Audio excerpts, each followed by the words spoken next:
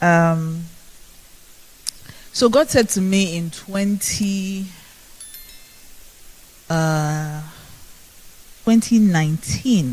yeah, He said to me that there are 6 areas of every woman's life that if she can master them, she will become a wow version of herself. And a healthy woman makes healthy choices. What that means is that if you're a healthy person, chances are you'll make the right choice in marriage, you'll make the right choice in career. When I mean healthy, I don't just mean physically, I mean spiritually, emotionally, mentally. Okay? Most of the crises that I've had to deal with as a counselor are people who are unhealthy. When I say they're unhealthy, they don't have a healthy perception of themselves. So they don't have any value for themselves. So they settle for anything that they're given, even crumbs. So if you do not love yourself, you don't know yourself, you would drink anything that is offered to you. So a man who shouldn't have been worthy of you, you would make him a king in your life, and he will mess up what you've handed over to him. So the 6 areas that I think every woman really needs to look into. First of all, the first one is your womanhood, your identity as a woman. The second thing is your ministry as a woman. What are you called to do? The third thing is your marriage. The fourth thing is the people who speak your life. Who are your mentors? Who are the people you are mentoring? The fifth one is money. Money. A lot of women make poor choices because they have to stay where the money is. And the last thing is motherhood. So what I'm going to do for you is I'm going to ask you these 6 questions. We're going to talk about them, and then I will let you ask the questions that you may have so that I may be able to, deal with specific things. So the first question I'm going to ask you is, who are you? Who are you? And I need you to take maybe a minute to think about that. Who are you when you are not a Mrs.? If we take the Mrs. out of your name, who are you? Who are you if nobody's calling you mommy? Jesus was so clear on this. In fact, he was so clear on it that he wanted the people around him to also be clear about his identity. He asked, who do men say that I am? Because people will try to define you, especially as a woman. This is not what you are supposed to do. I was in a meeting just before we came in, and I was having a conversation with 3 amazing women doing great things. And one of them was saying, I'm not feminist. I'm not interested in fighting to be a man. I love being a woman. I'm very feminine. There's nothing tough about me. I'm very tender. I'm very gentle. And then the other lady said to her, I don't agree that you're not tough. You can't say to me that you're soft. You're tough. It takes being tough to do the things that you do. So don't say that you are all woman. There's something tough like a man. And then I said to her, why do we ascribe being tough to manliness? I think that has been the problem over the years, that we do not want to agree that a woman can be tough. If you've ever been into a labor room and you've pushed a baby out of you, you are tough. And that has nothing to do with being a man. That's a very feminine virtue. Strength. When the Bible talks about the Kail woman, that's the virtuous woman. That word is actually a military term. It's like being equipped with everything an army is equipped with. And that's not ascribed to a man, it's ascribed to a virtuous woman. So when she said, I said the real problem is that we have not been able to define womanhood. We have allowed people define it for us. So I'm asking you tonight, who are you? You have to understand your personality. This will drive a lot of the things that you will do in your life. It will drive the relationships you allow in your life. It will drive the kind of person you marry. Interestingly, opposites attract. So if you don't understand the kind of person you are, and you don't understand the concept of what marriage is supposed to do for you, you will marry someone who is perfect for you and complain them out of your lives. So for instance, I'll give you an example, my husband and I. My husband is very extroverted, very. And I'm completely, in fact, when I do psychoanalysis tests, all those tests that tell you your personality, I always come up 100% introverted.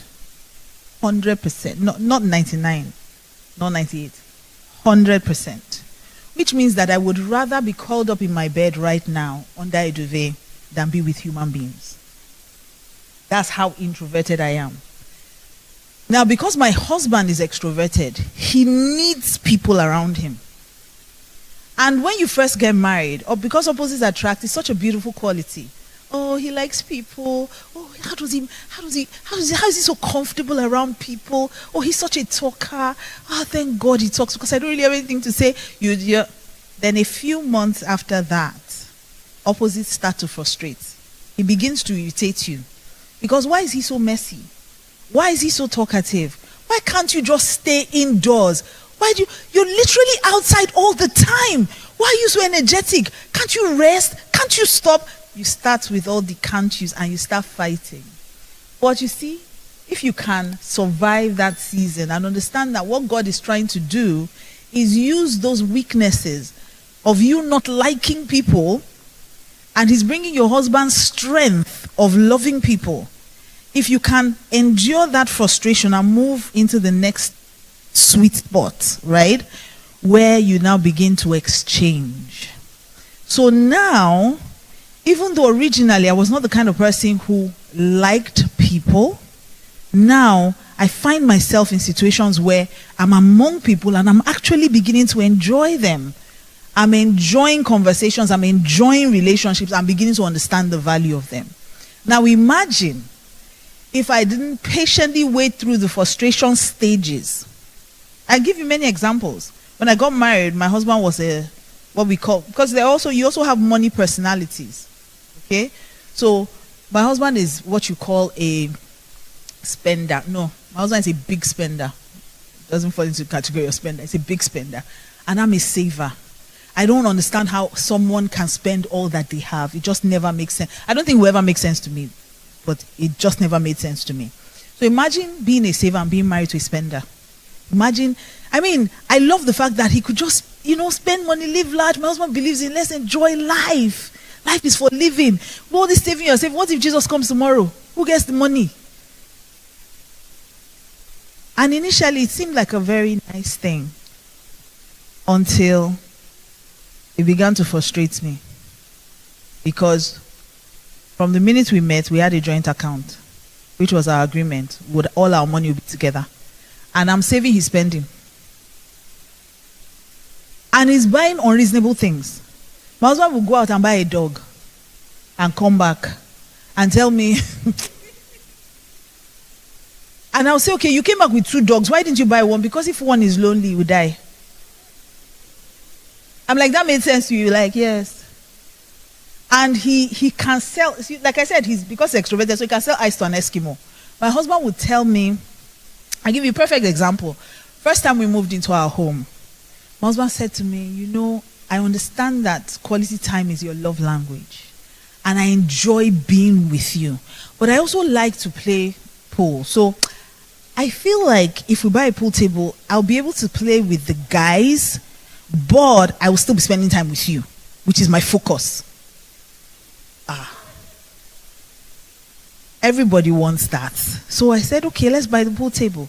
So we bought the pool table. Now what I didn't calculate was, where would we put it? So he came and said, oh, you see, we can't put it in the parlor because it's going to spoil the look of the parlor. So what we need to do, honey, let's build something outside. You see, we're spending more money, right? But he's not coming at me and saying, I won't spend money. He always has a way of making it about me. Because, if you really can sell it and I can start going out too. I'm like, no. I enjoy the fact that, because I can just play with the boys a bit, then come in, just kiss you, hang out with you, and then I'll just go back again. It's you, I'm thinking about you. And truly, he wasn't trying to be manipulative. He really was thinking about me, but this was just another avenue to waste money. So we built the thing. Now, unfortunately, you are not God. In Nigeria, rain can fall from any direction. So they built it in a way that rain coming this way, it wouldn't hit the pool table. But there are days that God decided rain should come from this way. And so he spoiled the felt of the pool table. And my husband said to me, oh, it's bad. We have to buy another one. That's the kind of spending I'm talking about. I remember he traveled one day and came. No, he didn't travel. He went somewhere far and came back with a South African boabo and told me he bought the dog because he got a good deal. A good deal compared to what? What were we negotiating for before? And these were the things that I was so shocked by it, that a human being can just live. And then I would say to him, we have to save for the rainy day. And he would say to me, it's God that brings rain, it's God that brings money. Why are we worried? God will take care of the rain and the money. I see the spenders in the room. They said yes, so. But what I realized also was that I had an unhealthy approach to money as well. I would save so much, I wasn't spending anything. And so the balance, so you see, I could complain and destroy my marriage, or I could balance it out and realize that this person is bringing something into my life that I didn't already have. So that's why I said that understanding yourself is the first step to anything, whether marriage, money, whatever. Understanding yourself. So I ask you again, who are you? And I must say this, marriage does not define you. Christ does. Marriage does not define you. We have taught it so much in the church. We have emphasized so much that even young girls are missing out on the season of singleness, which is such a beautiful season. Half of the girls in church they are single, but they want to get married. So they are not enjoying their single phase. They are focused on getting married. But there's a season where you travel. There's nothing as hard as traveling with children. I should know I did it. You have 3 children under 10 and you're dragging everybody at the airport. There was a season where all my 3 children were under 5. And I was just confused. You strap them. I remember when I saw this backpack that has the leash, thank you. And I was much younger, and I thought to myself, how would anybody buy this? That's the arrogance of youth. How would anybody buy this? How would you leash your children as if I had 3. I had 3. I had 3, I'm telling you. And another reason why I'm asking you who are you is because your design determines your outcome. You must understand yourself. Oh, it's something that you see, the Bible tells us something. And I mean, we preach this a lot, especially in churches where we talk about being born again. Nicodemus went to Jesus. The day I saw that scripture with the light I'm about to show you now, it changed my entire life. Nicodemus went to Jesus and said, Rabbi, nobody can do the things you do except God is with him. And Jesus said to him, it's not about doing. He said, except a man be born again. So the fact that I am born by God is what determines what I do. So it's not what I do that determines that God is with me. So Jesus was saying to him, you have to settle the matter of identity first. That's what now attracts everything else. If you understand that you are the daughter of the Most High God, that you are a queen in your own right, you will not marry anything less than you deserve. The reason why we marry, for lack of a better word, rubbish as women, is because we think that is what we deserve. And it starts with your identity. You do not know who you are, so you do not know what you deserve. You don't know what you're entitled to. So I'll ask you again, who are you? Who are you when there's no Mrs. to your name? Who are you when nobody's calling you mommy? Who are you? The second question I'm going to ask you is, what are you sent here to do? What's your assignment? There has to be more to you than just marriage. There has to be more to you than just money. There has to be more. I believe every woman is called to a ministry. The issue is you have to find it. It may not be a pulpit ministry, it may not be a preaching ministry, but you're called to something. One day I was thinking about great men of God who had done great things.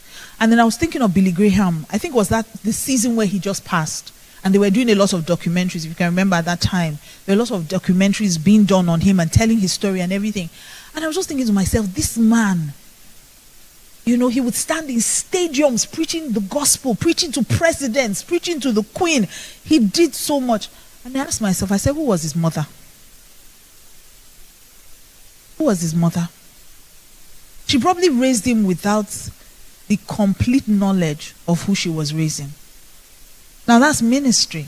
But some women will tell you that if you don't hold a mic in your hand, that you are not a minister of the gospel. I beg to differ. I believe that some of us are called to raise godly seed. And that is a ministry. I believe some of us are called to just intercede over our husbands. That's a ministry. I believe it. I don't even believe every pastor's wife is called to pulpit ministry. I don't believe it. I believe that your first assignment is to be the wife of the pastor, to wife him. I believe that that's your first assignment. And so when I say, what are you called to do? What are you sent to do? Usually people begin to think ministry in terms of, I have to go to the nations, I have to do missions. No. Sometimes your assignment is an assignment that is just quiet. Nobody else but you and God understands it. Look at Jael. Deborah was a prophetess. She was a judge. She was a wife. I assume she was a mother, even though it wasn't mentioned. And she was obviously a strategist, because when she called for Barak to go, he said, except you go with me. Because he needed counsel, needed advice. But look who God used to win the battle. A stay-at-home mom, who the only thing she knew was hospitality and how to set up a tent and bring down that tent. Sometimes I think about it, what if she had not practiced bringing down, using the hammer and the nail, if she had not practiced it well? Because the Bible says with one fell swoop, he hit, what's his name now, Sisera in his head, and he died instantly. If she had missed it, and he held her hand, her generation unborn would be dead. But she knew one thing, and she used that thing she knew. She used hospitality. She didn't go and pick up a sword. She took a glass of milk. He said, I want water. She said, water? I can do better than that. I'll give you milk. She gave him milk and covered him, and he slept. He relaxed. Hospitality. There are some people, he was so comfortable, he forgot he was at war. He forgot he was running. Because this woman understood the assignment. She didn't go outside to be trained with a sword. She knew that this is what I know and this is how I'm going to use it. What's in your hand, God can use it. He doesn't need to put a mic in your hand. What's in your hand, God can use it. And truly, I'm tired of women just thinking all I'm called to do is just marry. No, there's so much greatness on the inside of you. So much. So much. A stay-at-home mom. She didn't see it coming. Sometimes the reason why you don't recognize what's in your hand is because you've taken it for granted. It's something you find easy to do. That's why you don't pay any mind to it.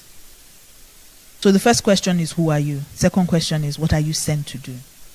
The third question is going to be one of the most important questions you ask yourself. Who are you sent to do it with? If you are called to marriage, and I believe not everyone will get married. I don't believe everyone is called to marriage. But if you are called to marriage, then you have to learn how to do it right.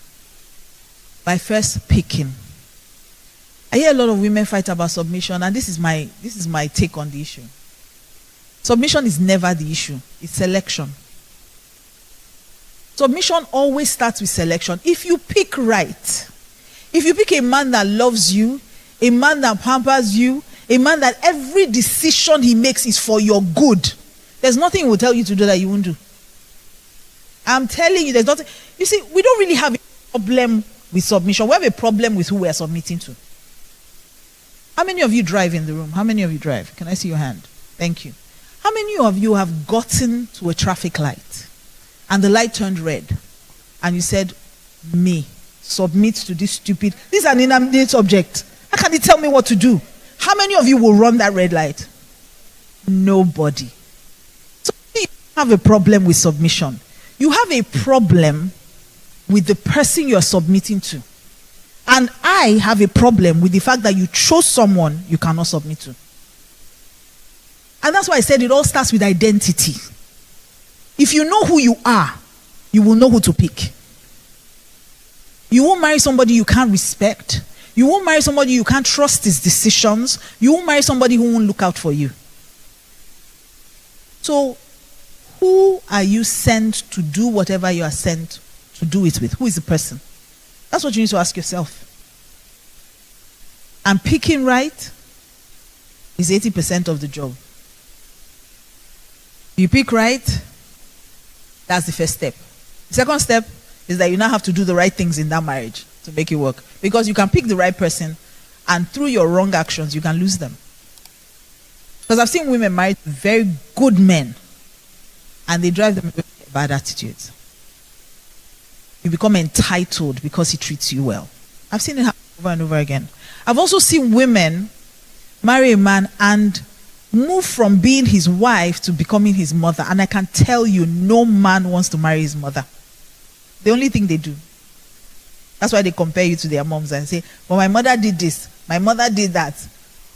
But when you become his mother, he doesn't want you. No man wants to marry his mother. So the question also is, how can I help this man if I'm called to help him? How can I help him gracefully? Because there's a way you can help someone and the person will feel that you are being condescending. So how do I manage it? So that, first of all, I do what I'm supposed to do. I do it with the right person and I don't lose myself doing it. Because one of the things I've seen is women lose themselves in marriage. You forget who you were from the very beginning. You see, I'm going back to identity. It always goes back to who you are. Who you are, what you're sent to do, will determine who you go with. Now, for single ladies in the room, please, let me beg you.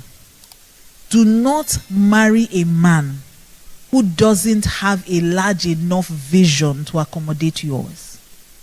Do not marry a man who is not secure enough to let you shine.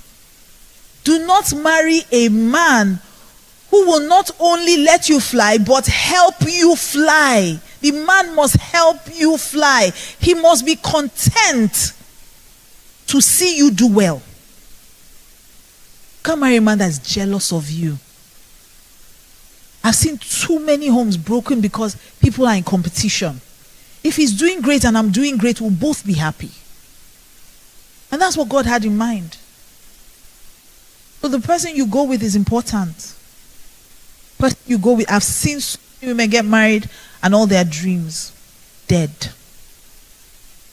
Dead because you married the wrong person. So the first question is, who are you? Second one, what are you sent to do? And the third one is, who are you supposed to do it with? Don't marry a man who will be a lead over you, please. The next question, who has done it before? Whatever you are sent to do, I believe that there's someone who has done it before. God always, one of the reasons why we have the Bible is because God wants to show us the possibilities that are available to us. And he does that by showing us the lives of people who have done these things before. So you are a stay-at-home mom and you're thinking you're not going to do anything great. Look at Jael. She's there. You are very old and you're believing God for a child. Sarah is there. God brings a vision to you and you think you are too young. Mary is there. There's so many examples. You're trusting God for children. Hannah is there. You're marrying somebody who is a dreamer, always living by faith. Sarah is there. How did she do it? How? So God shows you mentors. There are people. I mean, tonight someone said something very profound. She said people are templates. Oh, that struck me. You can actually look at a person's life and see the possibilities that are available to you. Now, whether you choose to follow that person is up to you, but there will be mentors all around you. And God doesn't just want you to stop at mentors around you. He wants you to also be a mentor.